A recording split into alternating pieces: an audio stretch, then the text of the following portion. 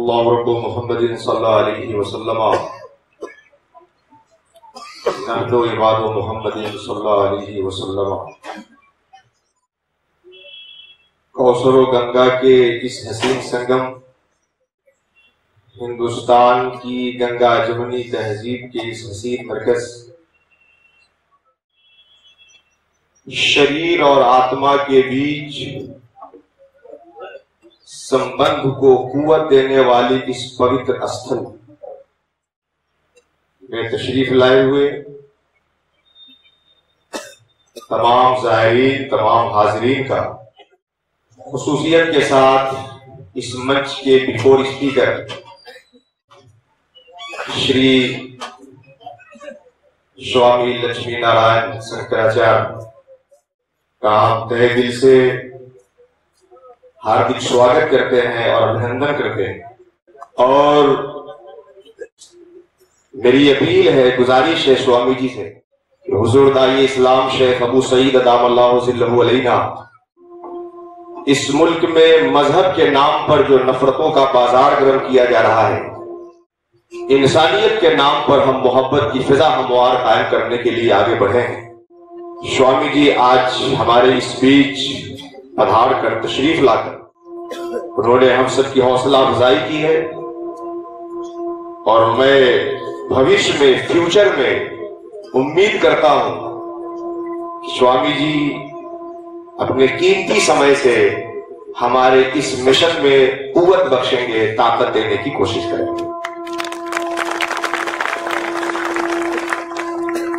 अल्लाह रब्बुल इज्जत की बारगाह में दुआ है कि मौला ताला हम तमाम मुसलमानों को, और न सिर्फ मुसलमानों को, तमाम भारतीयों को, और न सिर्फ भारतीयों को, पूरी दुनिया के इंसानों को इंसानियत के नाम पर एक दूसरे का हक अदा करके जिंदगी गुजारने की तौफीक अता फरमाए। आमीन आमीन या रब्बल आलमीन। बिजाह हबीब का सय्यदुल मुरसलीन अलैहि व अला आलिहि अफज़लुस सलाती व अजमलुत तस्लीम।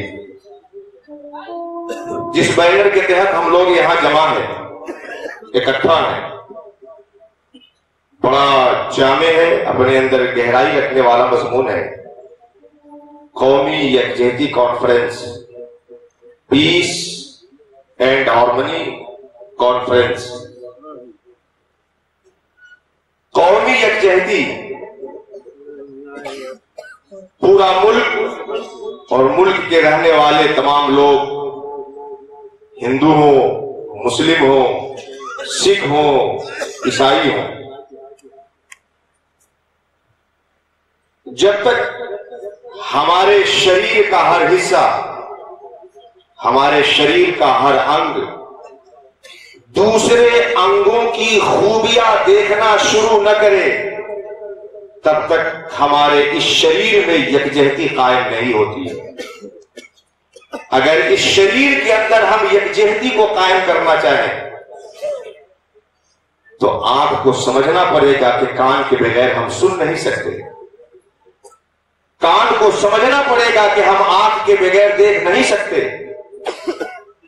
अगर इस शरीर में हम कॉम्बिनेशन कायम करना चाहते हैं तो हाथ को यह समझना पड़ेगा कि हम चल नहीं सकते, पांव को यह समझना पड़ेगा कि हम पकड़ नहीं सकते।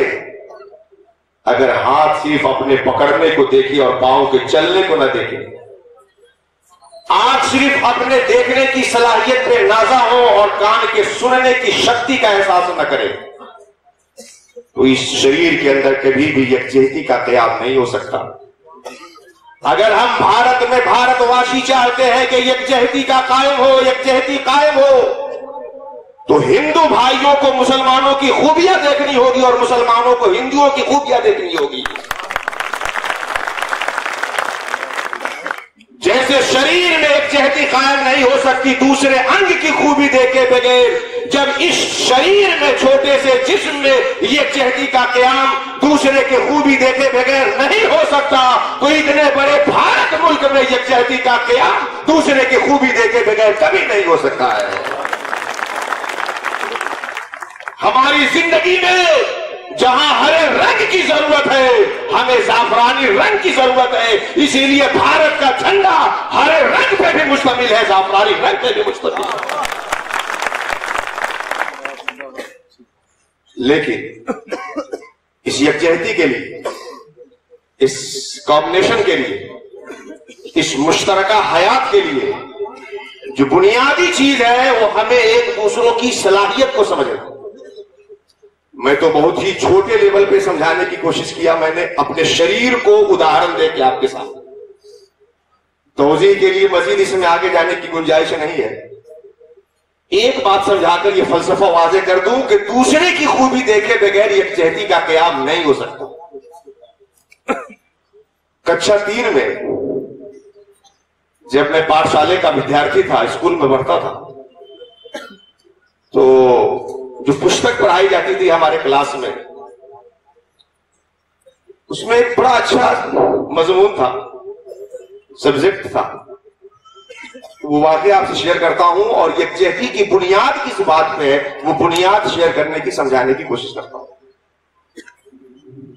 एक मरतबा हाथ की इन 5 उंगलियों में इख्तिलाफ हुआ कि हम में सबसे अफजल, सबसे सुप्रीम पावर, सबसे शक्तिमान और सबसे कुव्वत रखने वाला कौन है। हाथ की इन 5 उंगलियों में लड़ाई हुई, इख्तिलाफ हुआ, फिक्र और नजरिए का चैलेंज खड़ा हुआ। हाथ की उंगली अंगूठा का कहना था कि हम सबसे अफजल हैं, सबसे बड़े हैं, हमारे सामने कौन मुकाबले के लिए आ सकता है। इसका कहना था कि हमारे मुकाबले में कोई नहीं। मिडल जो बीच वाली उंगली है, इसका कहना था कि हमसे बड़ी कौन है।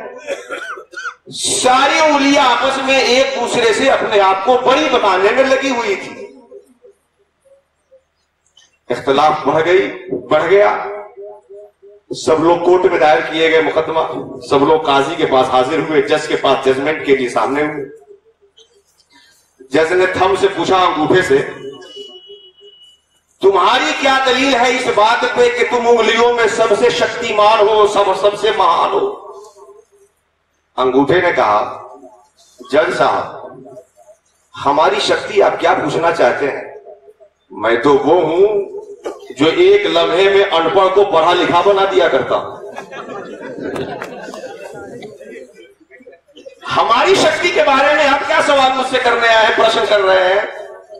मैं तो एक आन में अनपढ़ को पढ़ा लिखा बना देता हूं और सिग्नेचर के कायम मकाम करके उसको पढ़े लिखे के सफ में खड़ा कर देता हूं।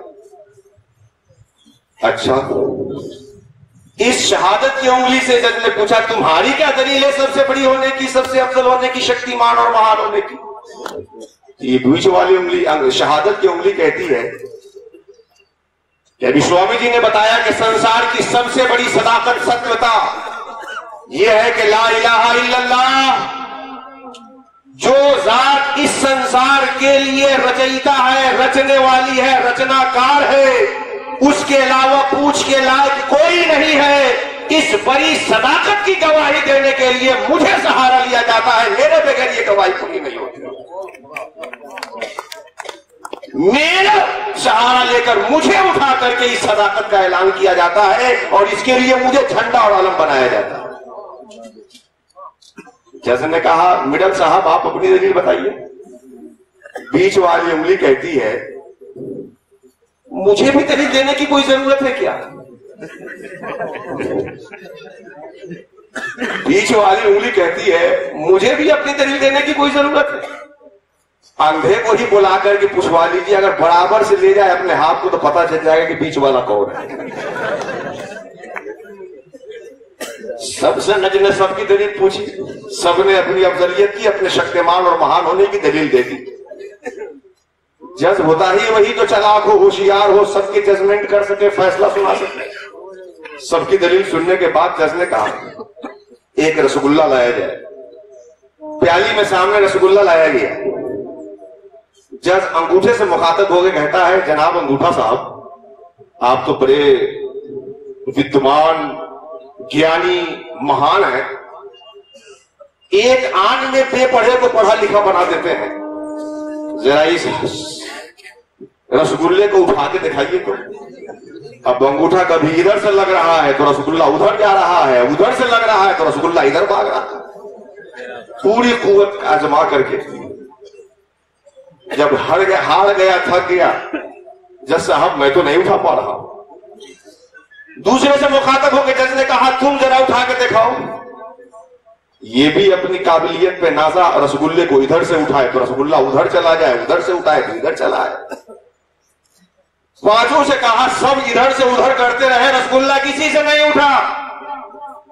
जज ने कहा आपको अपनी अहमियत का एहसास हो गया, कहा सब मिलकर के उठाओ।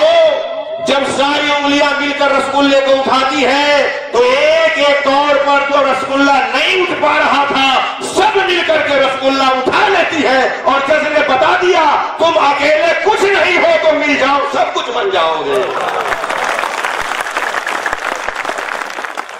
जब तक हम अपने अंदर दूसरे की खूबियों को समझने की सलाहियत पैदा नहीं करेंगे तब तक हमारे अंदर यकजहती का क़याम नहीं हो सकता, नहीं हो सकता, नहीं हो सकता।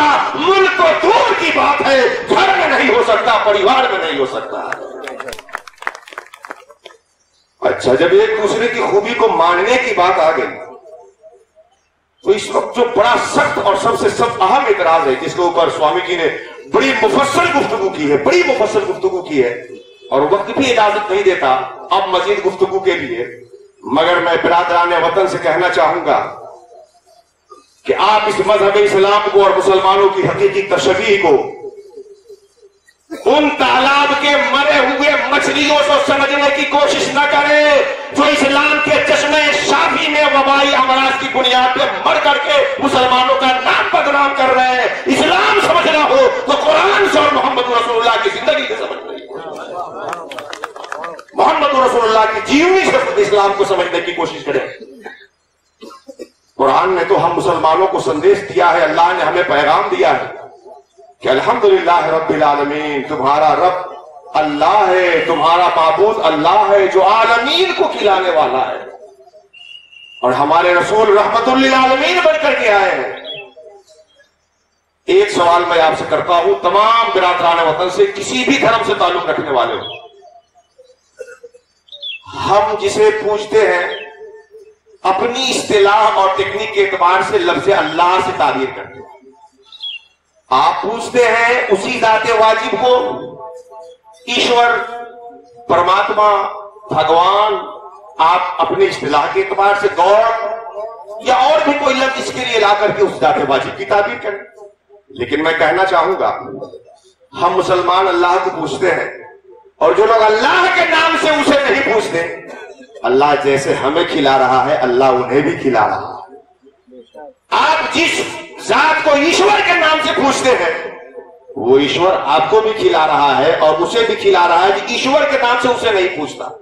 फिर जब वो जात सबको खिला रही है, सबको पिला रही है, तो इस ताबीर को बुनियाद बनाकर खूनों के बहाने का जवाब कहां से निकाला जा रहा है? जैसे हमारी रगों में दौड़ने वाला खून एक है, हमारा बनाने वाला एक है, हमारा रब एक है। इंसानियत के नाम पर पूरी इंसानियत एक मंच पे टच हो जाना चाहिए। पूरी इंसानियत को इंसानियत के नाम पे एक मंच पे टच होना चाहिए। आज हमारे सामने किसी इंसान का खून बहाया जा रहा है और हम सिर्फ ये समझ के खामोश हो जा रहे हैं कि वो किसी सिख का है, किसी मुसलमान का है या किसी हिंदू का है। ये बाद में देखना है कि कौन है, पहले ये हमें देखना है कि एक इंसान का खून बह रहा है। मोहम्मद रसूलुल्लाह सल्लल्लाहु अलैहि वसल्लम ने मुसलमानों को दो जिम्मेदारी दी है। तो दो जिम्मेदारी, एक तो ये कि मन सलमल मुस्लिमून मिन लिसानिही व यदिही, बुखारी शरीफ जो कुरान शरीफ के बाद सबसे मोतमद तरीन, भरपूर अहम तरीन किताब है इस्लाम के अंदर। बुखारी शरीफ के अंदर पैगंबर इस्लाम फरमाते हैं कि तुम में मुसलमान कामिल वो है जो मुसलमानों को तकलीफ से बचाए, और बात रवायतों में यह आया है कि जो पूरी इंसानियत को तकलीफ से बचाए। और मुसलमानों की दूसरी हैसियत में आपसे उजागर करूं, मुसलमान किसी को तकलीफ नहीं देता, इस्लाम किसी को तकलीफ पहुंचाने की तालीम नहीं देता, ये बात हो गई। ये तस्वीर का एक रुख है, ये तस्वीर का एक रुख है कि मुसलमानों की शान ये नहीं है कि उसे किसी को तकलीफ पहुंचे। ये तस्वीर का एक रुख है।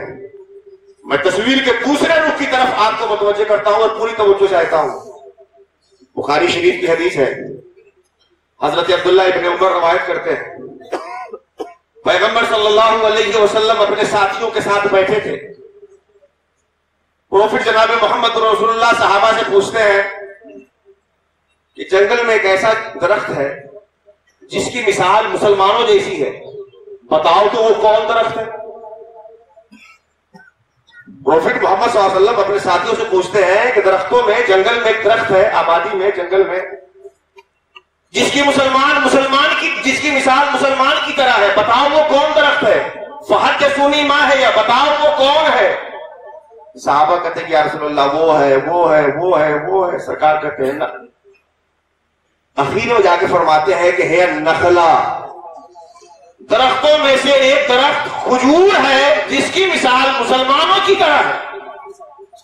आप जरा अरब के तनाजुर में इस फलसफे को और मिसाल को, इस उदाहरण की मानवीयत को समझे कि अरब जिसमें ग़िज़ा की, इक़्तिसाद की, जिंदगी को आगे बढ़ाने की बुनियादी चीज खजूर खा करके जिंदगी गुजारना, जहां अरब में खजूर कसरत से पाए जाते हैं, सरकार हर एक के सामने उस खजूर की मिसाल ला करके मुसलमानों की दूसरी हैसियत क्या है वो समझाते हैं कि मुसलमानों की तरह दरख्तों में से एक दरख्त है जिसकी मुसलमानों जैसी है, वो खजूर है, खजूर का पौधा है।